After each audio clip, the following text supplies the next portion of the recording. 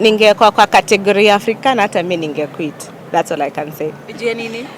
I mean, Kenyans love Africana, not even Kenyans. People love Africana, you know. And there's no way you can compete with Africana. For some reason, I don't know why. But yeah, they voted and she won. Yeah.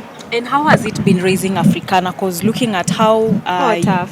Tough? Why? Oh, tough. That's the toughest part of it. Like I said, she's a small being, but I don't know, she has a big personality.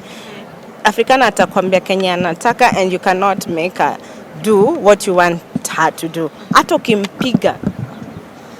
Me, I've never seen, Africana angekuwa si mtoto wangu, nikutana naye huko nje nikisema wazazi wake wanamfanyia hivi. But Africana started having her own mind, expressing herself from the time she was I think 6 months old.